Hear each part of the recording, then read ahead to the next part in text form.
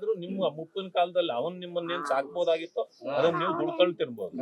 ಅದನ್ನ ನಾನು 11:30 ಮೇಲೆ ಬರಕ್ ಹೇಳಿದಾರೆ. ನಾನು ಹೋಗಿ ಅಲ್ಲಿ ಕುಳಿತು ಮಾತಾಡಿ ನಿಮ್ಗೆ ಹಿರಿಯರ ಹತ್ರ ಹೇಳಿ ಕಳಿಸ್ತೀನಿ. ಕಾಲ್ಗೆಲ್ಲ ಬಿಡ್ಬಾರ್ದು.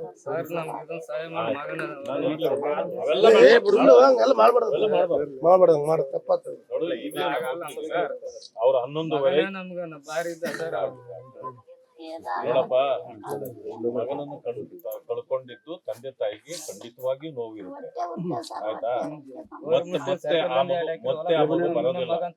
ನಿಮಗೆ 2 ಎಕರೆ ಜಮೀನು ಕೊಡ್ಬೋದು, ಆದ್ರೆ ನಿಮ್ ಮಗ ಬರೋದಿಲ್ಲ.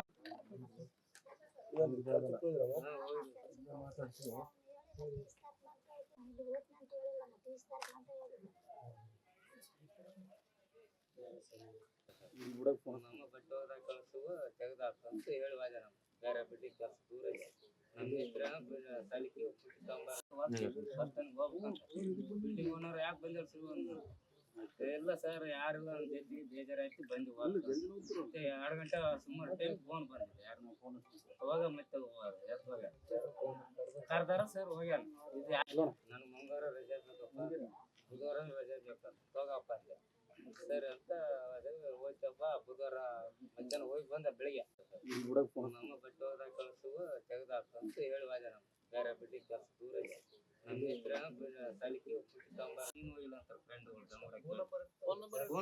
ಎಲ್ಲರೂ ಕೊಟ್ಟಿದ್ದೇವೆ. ಸುಮಾರು ನಾವು 100 ಜನ ಶಾಸಕರಿದ್ದೇವೆ. ಅದೆಲ್ಲ ಚೆಕ್ಗಳೆಲ್ಲ ಬರ್ತಾ ಇದೆ. ಅದಾದ್ಮೇಲೆ ಅದನ್ನು ಬಂದು ಅವ್ರಿಗೆ ತಲುಪಿಸ್ತೇವೆ, ಅದನ್ನು ಕೂಡ ತಲುಪಿಸ್ತೇವೆ.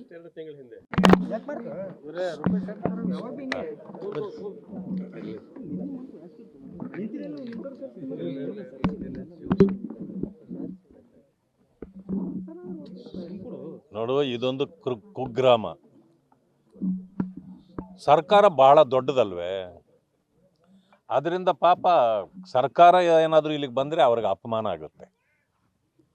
ಅದಕ್ಕೆ ಸರ್ಕಾರ ಇಲ್ಲಿ ಬರಕ್ಕೆ ಹೋಗೋದಿಲ್ಲ. ಆದರೂ ಅಧಿಕಾರಿಗಳು ಅವರು ಬಂದಿದ್ದಾರೆ. ಆದರೆ ನಮಗೊಂದು ಜವಾಬ್ದಾರಿ ಇದೆ. ವಿರೋಧ ಪಕ್ಷದವರಾಗಿ ನಾವು ಬರಬೇಕು, ಅವ್ರ ಕಷ್ಟ ಏನು ಅನ್ನೋದನ್ನು ಕೇಳಬೇಕು.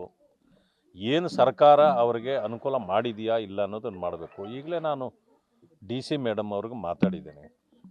ಅವ್ರದ್ದು ಸಮಸ್ಯೆ ಇದೆ. ಅವರು ಮಗನನ್ನು ಕಳ್ಕೊಂಡಿದ್ದಾರೆ.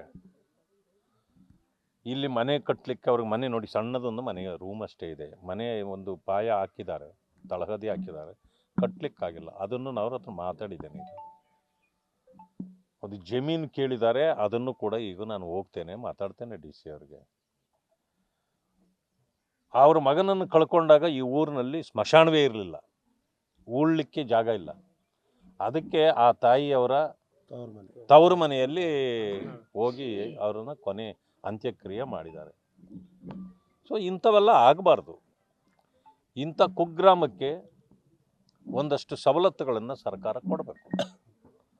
ಆ ಕಾರಣದಿಂದ ಈಗ ಸ್ಮಶಾನದ ಜಮೀನಿನ ವಿಚಾರದಲ್ಲೂ ಸ್ವಲ್ಪ ಸಮಸ್ಯೆ ಇದೆ. ಊರಿನ ಹಿರಿಯರೆಲ್ಲ ಸೇರಿ ಅವರು ತೀರ್ಮಾನ ಮಾಡ್ಕೊಂಡು ಕಡೆ ಕೊಡೋದು ಅನ್ನೋದನ್ನು ವಿಚಾರವನ್ನು ನಾನು DC ಅವ್ರ ಹತ್ರ ಹೇಳಿದ್ದೇನೆ. ಈಗ ನಾನು ಅವ್ರನ್ನ ಹೋಗಿ ಮಾತಾಡ್ತೇನೆ. ಸೊ ಇವ್ರಿಗೆ ಯಾವುದೇ ಕಾರಣಕ್ಕೂ ಅವ್ರಿಗೆ ಅನ್ಯಾಯ ಆಗಬಾರ್ದು. ಅವರು ಕೂಡ ಆರೋಗ್ಯವಂತರಾಗಿಲ್ಲ ತಂದೆ ತಾಯಿಗಳು. ಅದರಿಂದಾಗಿ ಅವ್ರಿಗೆ ಎಲ್ಲ ರೀತಿಯ ಅನುಕೂಲಗಳನ್ನು ಸರ್ಕಾರ ಮಾಡಿಕೊಡ್ಬೇಕು ಅಂತೇಳಿ ನಾನು ಸರ್ಕಾರದಲ್ಲಿ ಆಗ್ರಹ ಪಡಿಸ್ತೇನೆ. ಇದು ಆಗಬಾರ್ದ ಒಂದು ಘಟನೆ. ಕಪ್ಪು ಗೆದ್ದವರು ಯಾರೋ, ತಪ್ಪು ಮಾಡಿದ್ದು ಸರ್ಕಾರ. ಅವತ್ತು ಸರ್ಕಾರ ಯಾವ ರೀತಿ ಮಾಡಿದೆ ಅಂತಂದರೆ, ಅರೆ ಕಪ್ಪು ಗೆದ್ದಾಗ ನೀವು ಸಂಭ್ರಮಾಚರಣೆ ಮಾಡ್ತಕ್ಕಂಥದ್ದು ಜನರ ಹಕ್ಕು ಮಾಡ್ಕೊಳ್ತಾರೆ. ಸರ್ಕಾರ ಏನು ಮಾಡಬೇಕಾಗಿತ್ತು, ನೀವು ಒಂದು ಶುಭಾಶಯ ಕೋರಿ ಬಿಡಬೇಕಾಗಿತ್ತು. ಕಪ್ಪು ಗೆದ್ದವರು ಏನು ಬೇಕಾದರೂ ಮಾಡ್ಕೊಂಡ್ಲಿ, ಸ್ಟೇಡಿಯಂ ಇತ್ತು, ಲಕ್ಷಾಂತರ ಜನ ಸೇರಿ ಅಲ್ಲಿ ಮಾಡ್ಬೋದಾಗಿತ್ತು. ವಿಧಾನಸೌಧದ ಮೆಟ್ಲ ಮೇಲೂ ಬನ್ನಿ, ಸ್ಟೇಡಿಯಂಗೂ ಬನ್ನಿ. ಅದೇನೋ ಮಾತಿಗೋನು ಗ್ಯಾರಂಟಿ ಫ್ರೀ ಅಂತಾರಲ್ಲ, ಇದು ಫ್ರೀ ಅದು ಫ್ರೀ ಅಂತೇಳಿ ಇಲ್ಲೂ ಕರೆದು ಅಲ್ಲೂ ಕರೆದು 11 ಜೀವಗಳನ್ನು ತೆಗೆದುಬಿಟ್ರು ಸರ್ಕಾರ. ನಿಜಕ್ಕೂ ಆ ಶಾಪ ಈ ಸರ್ಕಾರಕ್ಕೆ ತಟ್ಟುತ್ತೆ. ಇದು ಅನ್ಯಾಯ. ಇದು ಅದರಲ್ಲೂ ಬರೀ ನಾವು ಕೇಳಿದಾಗ ಬರೀ 10 ಲಕ್ಷ ಅಂತ ಹೇಳಿದರು. ಒಂದು ಜೀವಕ್ಕೆ 10 ಲಕ್ಷ ಬೆಲೆ ಕಟ್ತಾ ಇದ್ರು. ನಾವು ಗಲಾಟೆ ಮಾಡಿದ ಮೇಲೆ 25 ಅಂತಂದರು. ಸೊ ಹೀಗೆ ಈ ಚೌಕಾಸಿ ಸರ್ಕಾರ ಇದು. ಮಾನ್ಯ ಮುಖ್ಯಮಂತ್ರಿಗಳು ಇದನ್ನೆಲ್ಲ ಅರ್ಥ ಮಾಡ್ಕೊಳ್ಬೇಕು. ನೀವು ಮಾಡಿದ ತಪ್ಪಿಗೆ 11 ಜನರ ಬಲಿಯಾಗಿದೆ. ಅದರಲ್ಲಿ ನೀವು ಮಾಡಿದ ತಪ್ಪಿಗೆ ಪೊಲೀಸ್ನವರು ಇದು ಮಾಡೋಕ್ಕಾಗೋದಿಲ್ಲ ಅಂತೇಳಿ ಪತ್ರ ಬರೆದ್ರೂ ಕೂಡ ಅದನ್ನೂ ಗಮನಿಸದೆ ನಾನಾ ಸರ್ಕಾರ ಹೇಳಿದ್ದು ಮಾಡು ಅಂತೇಳಿ ಮಾಡಿಸಿ ಪೊಲೀಸ್ನವ್ರ ಮೇಲೆ ಗದಾ ಪ್ರಹಾರ ಮಾಡಿದರು. ಇದು ಸರಿಯಾ? ಸರ್ಕಾರ ಈ ರೀತಿ ತಪ್ಪುಗಳನ್ನು ಮಾಡಿ ಬೇರೆಯವರ ಮೇಲೆ ಹಾಕಿ ಕೈ ತೊಳ್ಕೊಳ್ಳೋದು ಇದೆಯಲ್ಲ, ಇದು ಮಹಾಪರಾಧ, ವಂಚನೆ. ಇದೊಂದು ಮೋಸದ ನಾಟಕ ಇದು. ಆದ್ದರಿಂದಾಗಿ ಈ ಸರ್ಕಾರ, ನಾವು ಅವತ್ತೇ ಹೇಳಿದ್ದೇವೆ, ಇವತ್ತಿಗೂ ತಪ್ಪು ಮಾಡಿದವರು ಕ್ಷಮೆ ಕೇಳಿಲ್ಲ. ಎಂಥ ಸರ್ಕಾರ ಇದು? ಬಂಡ ಸರ್ಕಾರ. ಆ ಕಾರಣದಿಂದಲೇ ನಾನು ಎಲ್ಲರ ಮನೆಗಳಿಗೂ ಹೀಗೆ ಭೇಟಿ ಕೊಡ್ತಾ ಇದ್ದೇನೆ. ಅದ ನಂತರ ಇವತ್ತಿಷ್ಟು ಒಂದು ಹೆಚ್ಚು ಕಡಿಮೆ 3ನೇ ತಾರೀಕು 4ನೇ ತಾರೀಕು ಆಗಿದ್ದಿದ್ದು. ಈಗಾಗಲೇ ಇವತ್ತು 26, 4 ಅಂತಂದರೆ 22 ದಿನಗಳು ಕಳೆದೋಗಿದೆ. ಆದ ನಂತರ ಏನು ಸಮಸ್ಯೆ ಇವ್ರಿಗಿದೆ, ಏನು ಎದುರಾಗ್ತಾ ಇದೆ ಅನ್ನೋದನ್ನು ತಿಳ್ಕೊಳ್ಳಿಕ್ಕೆ ಅಂತೇಳಿ ನಾನು ಬಂದೆ. ಇವತ್ತು ಅವರ ಸಮಸ್ಯೆಗಳನ್ನು ಆಲಿಸಿದ್ದೇನೆ. ಅದಕ್ಕೆ ಶಮನ ಮಾಡಲಿಕ್ಕೆ ನಾನು ಏನೆಲ್ಲ ಮಾಡ್ಬೋದು ಅದನ್ನು ಮಾಡ್ತೀನಿ. ಸತ್ತ ಕುಟುಂಬಕ್ಕೆ ನೀವು ಹೋಗಿಲ್ಲ, ಸರ್ಕಾರ ಹೋಗಿಲ್ಲ. ಮೊನ್ನೆದು ಆ ಕುಟುಂಬ ಇವತ್ತು ಪರಿಹಾರ ಕೊಟ್ಟಿಲ್ಲ. ಪರಿಹಾರ ಇಲ್ಲ ಸರ್, ಪರಿಹಾರ ಕೊಟ್ಟಿಲ್ಲ, ಯಾರು ಭೇಟಿ ಕೊಟ್ಟಿಲ್ಲ, ಕೇಳೋರಿಲ್ಲ.